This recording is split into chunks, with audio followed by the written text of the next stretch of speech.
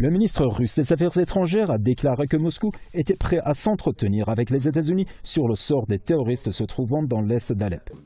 Nous sommes prêts à envoyer sans délai nos experts militaires à Genève pour décider, en commun accord avec nos collègues américains, des actions communes qui permettraient d'assurer le départ de tous les terroristes, sans exception de la partie est d'Alep, des livraisons humanitaires aux habitants de la ville, ainsi que la reprise de la vie normale à Alep. Lavrov a fait ses remarques après un entretien avec son homologue japonais à Moscou. Le ministre russe des Affaires étrangères a ensuite discuté de sa rencontre avec le secrétaire d'État américain John Kerry avant vendredi. Lavrov dit que Kerry a fait quelques propositions sur Alep qui sont en phase avec la proposition de la Russie. Cependant, des groupes terroristes soutenus par des étrangers ont dit qu'ils ne se retiraient pas de l'est d'Alep. Les négociations précédentes entre Moscou et Washington n'avaient pas permis l'arrêt des combats. La Russie a accusé les États-Unis d'avoir omis de séparer à Alep ce que la Maison-Blanche appelle l'opposition modérée des terroristes.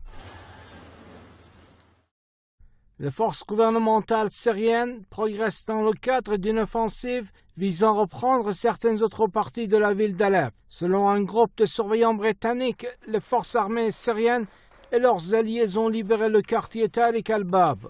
L'Observatoire syrien des droits de l'homme, proche de l'opposition syrienne, affirme que la prise de cette partie d'Alep signifie que le gouvernement contrôle maintenant environ 60% de la ville. Les terroristes avaient le contrôle de plusieurs zones depuis 2012, mais actuellement ils perdent de plus en plus du terrain. Des milliers de civils ont fui afin de se réfugier dans la partie ouest d'Alep, entièrement sous le contrôle de l'armée. L'Assemblée générale des Nations unies a ratifié une nouvelle résolution exigeant du régime israélien de se retirer du plateau du Golan syrien qu'il occupe depuis 1967. Le 30 novembre dernier, cette résolution proposée par 37 pays a été votée à l'unanimité.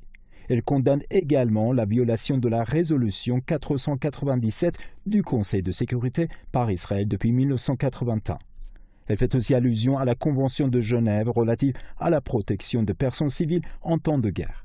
La plupart des pays membres de l'Assemblée générale de l'ONU ont condamné les interventions d'Israël dans le Golan occupé. Durant la guerre de 6 jours en 1967, Israël a occupé les hauteurs du Golan et les a annexées aux territoires occupés en 1948, démarche qui n'a jamais été reconnue par la communauté internationale.